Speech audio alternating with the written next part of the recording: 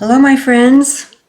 Lori Ashcraft here again, welcoming you back to Viva La Evolution, sponsored by Recovery and Resilience Solutions, which is a consulting and training branch of Crestwood Behavioral Health. So glad you joined us again. I bet you really enjoyed last week with the conversation with Edie Schwartz. She's become one of our favorites, and I think she did such a good job of laying the groundwork for some of the things we're going to talk about regarding leadership. She kind of brings culture and leadership together. You could see how that worked. So today, before we get deep into leadership characteristics, remember last week I told you I created this nice little chart for you and we could go through it. Well, then, as usually happens with me, I figured out that I'd missed a step. And the step is to put something in the groundwork that's critical to leadership and to our work in general. And I'm not quite sure where to start, but here's where I'm going to start. I spent way too many years getting educated. I started out with a BA degree. I got a master's in social work. I got another master's in public administration. I got a PhD in psychology. I got a whole bunch of credentials. And just looking at myself and looking at other people that have done all this educating of themselves, I thought, for me, what it was like just wanting to be worthy to do this work, wanting to learn as much as I could so I could do a really good job. Then, somewhere along the line, I figured out that it wasn't about what I knew in my head that would make me good at what I did. It would help, but it wasn't the key factor. The key factor was not what was in my head, but what was in my heart. And as long as I could stay connected to my heart, I could do really good work. I could go visit my head now and then, remember some things I'd learned, but if I hung out there very long, I'd miss opportunities to really be effective. Because whether it's me or someone else, we can't be effective if we don't come from our heart. And we're going to get into this. You'll see this little chart I made for you. I talk about what to do and how to be. And what to do is the head stuff. And what to be is the heart stuff. So this is not our last conversation about this, just to warn you, in case you don't want to come back. But I hope you do. So, here's another little thing. Heads up. I'm going to ask you to love the people you serve. Yep, that's right. I'm going to tell a little story about that. When Jean and I first started going down around the country, training people in what we do, I don't know where we were. We kind of think we might have been, we were somewhere on the East Coast. We don't know what state we're in. Don't remember. But so we go in with all of our little PowerPoints and our little brochures and our little printouts and stuff. And the people that invited us are there happy greeting us, and all the folks are coming in and sitting down. And kind of at the last minute, the people who invited us called us over.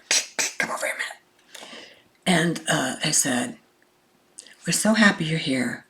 We know this is going to be wonderful. We've been looking forward to you coming. But we want to just tell you this.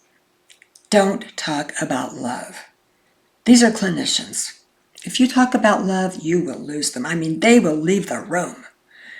And so Jean and I look at each other and we're like, ooh, ooh. Because, that kind of blew our plan, because our whole plan is based on connecting and relationship and love and stuff. So we said, okay, we'll try not to do that. Of course, we didn't get any more than a quarter of the way in that we had to talk about it, because that was the guts of the whole thing. And so everyone's like, I glance over at the people who invited us, and they kind of have their arms crossed, and they're checking out the audience, and we just kept going. And we just did our whole thing, our whole love thing. And at the end of the day, Oh, and I have to tell you, there was some people in the back row that kept whispering. And we thought, that's going to be our resistance, our problem, our whatever, our leave early folks. Stayed for the whole thing, the end of the day. We're saying our goodbyes and thanking them for being present and what an honor it's been to be with you. And the whole back row stood up and started singing, "Love is in the air." It was so beautiful. I just love that moment. I'll never forget it. Love has a way. Love finds a way. And if we're able to have the courage to stay in that space and risk love, wow, we're going to make a big difference.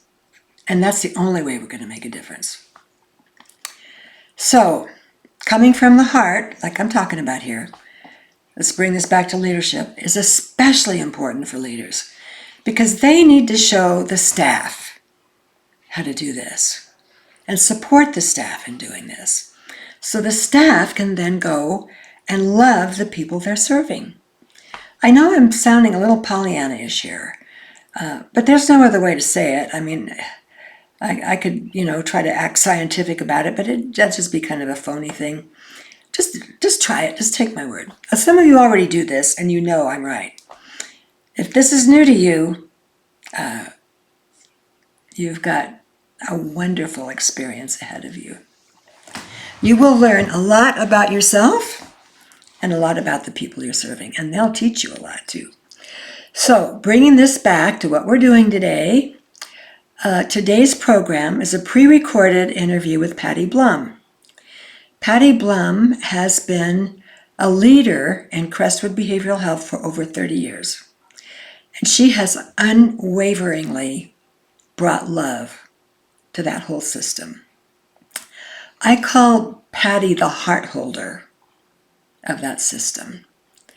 And let's see how to say this. Well, maybe I'll figure it out by the end, but I want to kind of tell you some more stuff about this heart-holding thing.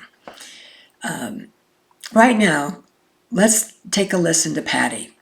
And she's going to tell you about some of the initiatives and programs she's introduced into Crestwood. And you're going to be tempted to just listen to that content. But I want you to go deeper. As you listen, I want you to listen for Patty's heart. Listen to why she's doing it. Listen to what motivated her to go to the trouble to do this. If you listen very closely, you will hear a heart beating. And that heart is what keeps an organization on the true north path that it's set out to be on. So let's not go on any further. Let's just hear from Patty, and then we'll talk some more. Hello, I'm Lori Ashcraft, and I'm here with Patty Blum. And Patty and I have been friends since 1980. Yes. When I worked at a county, and you were starting at Crestwood. Right. And we've known each other ever since. We have. And Patty, I've been so impressed with your consistent commitment to bring wonderful programming to Crestwood. You've never been happy to just have the status quo, to do the easy thing. And I was just thinking, I was trying to remember all the initiatives that you've brought to Crestwood. Could you just kind of explain them and maybe tell a little bit about them? Sure. And I might interrupt you now and then. Perfect. To ask questions, if that's okay. Yeah. Okay. Absolutely. So in some ways, I think I initially started with Crestwood in recreation department. And so it was much more about play and engagement. Mm-hmm. Mm-hmm. And then I became a program director and then an administrator. So I think my roots and I was an art therapist originally, that helped for me to think that there's other ways of working with people than the traditional ways. Yes. And the play part is key, isn't it? Absolutely. Yeah. It is. I mean, we do what we enjoy. Yes. And it's funny, 1980, I mean, 3 years later, I still love my job because I think there's enough play in my job for me to stay happy at it and enjoy it. Great.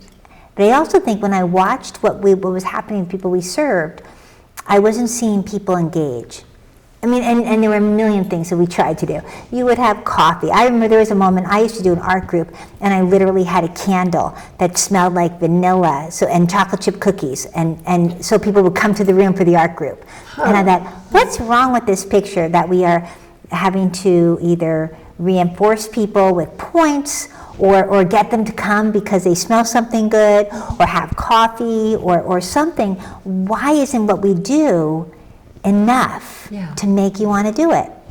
And I'll say, from me, I battled with that for a very long time. And I probably, in some ways still battle with it, of why we can't provide services that are inviting enough to make you want to do them. So it's probably what pushed me to keep looking. You were looking for something to inspire people. I was, exactly. Tap into that well part. Yeah. Yeah. And so initially, I want to say the very beginning of this was really, for me, it got exposure to psychosocial rehab. It was I probably worked for Crestwood for maybe 12 or 13 years. And I started to read the journals and articles and really looked at other sort of adjunct kind of therapies and things like that. And we tried them.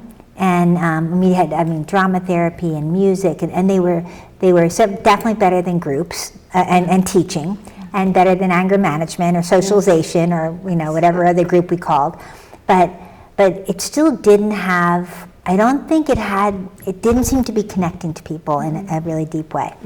So my real first exposure to the first initiative that we had, the first initiative was really, formally, was really RAP. And what year was that? That was actually 1999, where it began, wow. the exposure. And it came out of a crisis. I actually had this incredibly wonderful housekeeper who had got himself out of a gang, was under 20, raised by grandma, had a 4-year-old, and was really doing the best. He was really motivated to do well and to be well. And I was serving some people in a community who also had a lot of gang affiliations. And this housekeeper, doing his job, was provoked by one of the people we serve, and the housekeeper actually assaulted the person we served. It was devastating. Yeah. 2 19-year-old boys, they were just babies. And one of them was my employee, and one of them is the person who I'm responsible for their services that we're providing. And so I turned to everybody, but one of the people I turned to was a person who was a patient's rights advocate, who was a person with lived experience, had state hospital experience, and also was an attorney. And she didn't come to me with any legal stuff. It didn't say drug screen. It didn't say do all this other, you were all totally wrong. She brought RAP. She brought that little red Mary Ellen Copeland book. I think it was recently published.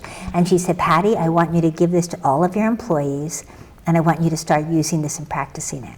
And that was the beginning of me with RAP. But it also, I'd already had some exposure to people with lived experience as leaders. In California, and it also gave me that clue that perhaps that was part of the answer. That was early. That was before most people were just starting to think about that. Yeah. Was this 1999? 99. Yeah, right. It was just Boston University. Their stuff was coming out. Oh wow. And becoming available to people, and RAP was coming around about the same time. It was, so you were tapping into a collective unconscious. Well, I'm so glad I did. It made a huge difference because in that same year, so that was more the beginning of, I have a lot of stuff I can say about RAP because RAP became part of my family life too, in that I used to keep the little red book in my downstairs bathroom where all my kids' friends would come. And I would have people say all the time, or it would just go missing, or they'd say, Mrs. Blum, can we take this? So as I began to see how RAP touched just about anyone. And so that was, for rap, that was the beginning of that experience. The other thing that happened that same year was I had this amazing man come in and apply for a job, and it was a vocational position. He was going to oversee our work program. And it was this Dreamcatchers, or did this precede Dreamcatchers? Precede Dreamcatchers. Okay. All right. But he actually led us to Dreamcatchers. He led us to going. I had this idea of the people who we served in that campus where I was working, if they were doing the jobs and the work that was entry-level work, that they would be building skills, but they would also be engaged and working in the program, like it would be their program, and be like, this is my bedroom, this is my community area. We kind of created a dorm-like style on that one campus when we opened it, and that was 1999. So this guy applies for the job, and within probably 3 hours of an interview, we hired him. But he also shared with me he could bring a CARF-accredited Department of Rehab employment program, and he also said, and I come with the experience of state hospital lived experience. And he said, my gifts and my kind of weaknesses are the same. Yeah. And it was same for all of us. Really. Exactly. But it was so beautiful to have an employee applying for a job, sit there sharing all that with you. And so we brought him in, and within 2 years, it was probably in 2001, we had a not CARF accredited yet, not DOR approved, but we had an employment program that was starting to get on the way to both of those. And Patty, just for our audience, could you say what CARF stands for? Thank you. And I'm sorry. DOR? Thank you. Yes, the Commission of Accreditation for Rehabilitation Facilities, and they are an accreditation body. And then Department of Rehab is DOR. Thank you. I'll try not to use. So shortly or sometime after that, not too long, Crestwood became CARF accredited. Yes. Which started bringing in a whole lot of rehabilitation requirements or models that you've followed ever since. Yes, absolutely. Yeah. And the DOR allowed you to do employment kinds of things with the support of the Department of Rehabilitation. Exactly. Okay. What a brilliant move on your part. It was, a lot of grace, and that this person entered into our world at that time. And the people we served actually named that program Dreamcatchers. Oh, okay, that's when that happened. Yeah, we did it. And what year was this then? That was in 2000. So 99 he got hired, 2000 he got it going. They called it Dreamcatchers. It wasn't it wasn't separate, it was just Crestwood, part of our Crestwood program. Yeah. But kind of like RAP was becoming part of the Crestwood program. And then what we realized is that it should be separate, because if we want to pay people to do that work, which of course you should, then it should be a separate entity. And so we created a not-for-profit. 501c3. Exactly. And that became Dreamcatchers Empowerment Network. And that was in 2002 that actually became, and then we saw what happened is the people who we served, who were amazing, you'd have people on the phone with their parents saying, oh yeah, no, I graduated. And they were still there getting services. Yeah. They go, I'm employed. No, yeah, you heard me right, Mom. I'm getting a paycheck. I mean, we would hear that. Yeah. And you'd have parents calling and saying, is everything okay? And you say, yes, they're working. And when we started that program, we employed about 80% of the people we served on that campus. Because we actually created the jobs and the environment so that it would be successful. And that came because E.J. Helena, who's the gentleman I hired in 1999, who started it, had that lived experience of knowing what it feels like. And so we could feel, sense, and support the barriers that people experienced. So that was the beginning of Dreamcatchers. Yes. And I want to talk more to you or some of your staff about Dreamcatchers at some point, because it's such a unique model. Yeah. And it was born in such a beautiful way that that we need to share that with everybody. Oh, thank you. I would love that. And I credit EJ Helena with a lot of what we've gotten to do with Dream Catchers.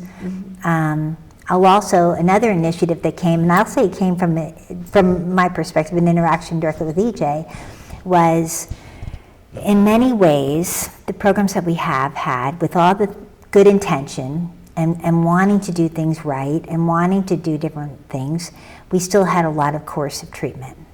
And we still had times where people were actually... Let's unpack that a little bit. Okay, thank you. So by coercive, you mean force? Yes. Force treatment, restraining people. Exactly. Yeah. And I would say that everyone who I was privileged to work with at the time period, there was not one person who I worked with who had a desire to do that. And I think we really looked for ways to do things differently, but it still occurred. You know, my husband and I had the same experience when we started doing No Force First services and crisis programs. And if Gene hadn't just held his ground, it would have never happened. Because I think what happens, it's not out of a desire to control people as much as it is a lack of vision that things can be done differently. Right. And until you understand that what you know what to do can be done differently, you can't believe it can happen. You almost have to see it happen someplace. So I get what you were up against. Well, thank you. And it was, I could look at the numbers and look at the statistics, but there was one afternoon, and it was EJ Alana who came into my office one evening, and he had tears in his eyes. And he said that he was part of a situation where a person wasn't doing well, and the staff response was to restrain this person. And he came into my office and said, I was that person. Yeah. And forced medication and forced treatment. And he said, we can't do this ever again. And it was one of those moments when we shared that moment, when I could hold it. We are not going to do this ever again. And so that was the beginning for Crestwood of where we went on the quest of eliminating restraint and seclusion. And I think you brought in Kevin Huckshore. That's exactly how we did it. Gail Blueberg and Kevin Huckshore were the first people who we really engaged with. And then Kevin came in with a team for almost 3 years. She did consultation with us, but she came in and did a training across the whole organization. And she showed a powerful video of interviews of people who had been restrained. Right, that's so powerful, isn't it? It really was. And you could look out in the audience, and I think we did 3 presentations, so we had a lot of employees, and you could see just tears, and it was a visceral response. So, and we started collecting data on that, and that initiative became what we now call compassionate care, but it truly is our initiative to eliminate the use of restraint or seclusion in our programs. I know you're still working hard on that. You're still pushing for that goal of zero restraint. We are. And I just applaud you for doing that. Because I agree, it's so many times Jean and I would talk to people and they would say, the worst thing that ever happened to me, and they've had a lot of worse things happen. Right. They said the worst thing that ever happened to me was to be restrained. Right. I felt like an animal. Right. Yeah. Right. So, yeah. And for sure, when you put your feet in the shoes, you can get it, but to hear with that kind of feedback. We today, there was a point in time where we averaged more than one actual mechanical restraint a day, organizationally. And today, we've gone a year without one mechanical restraint. And then it wasn't this past year, it's not this current year, but we know we can do it. And we open acute and crisis programs without any way to do an actual restraint. We, as much as possible, have our quiet rooms, be a place that if we have to use seclusion, we use it. But we opened a psychiatric health facility over a year ago and have never used a seclusion or a restraint forced. That's we've had really people. admirable. Yeah, I mean, it works. And part of it is saying, what does it take to make that work? And then saying to whoever the county partner, it takes this level of staff. I know licensing is this level. We stop here because it takes that level of support. And then you just, create the partnership to make sure it doesn't happen. So we will get there. Yeah. We will get there. Okay, what did I tell you? I hope that moved you at a really deep level and inspired you to be a heart holder. If you really want to make a difference, that's where you have to come from, especially if you're a leader. So if you are a hope-holding, heart-moving kind of leader, I don't have to tell you that you will not always be appreciated by your organization. You're messy. You're not always focused on the bottom line. You get irrational when your organization loses sight of its values. But you stay there. We need you so badly. Your organization needs you. And if you can be a heart holder, you can get other people to be heart holders. And pretty soon you have a whole bunch of heart holders. And then you've kind of outnumbered the people who don't get it yet, but they will get it. They will get it. So, folks, being a heart holder is keep doing that. Otherwise, the rest of us might as well go home because the big things will not really happen. So hang in there. You are a very precious gift, and we need you. We need you. Thank you. See you next week, and we'll keep talking about leadership.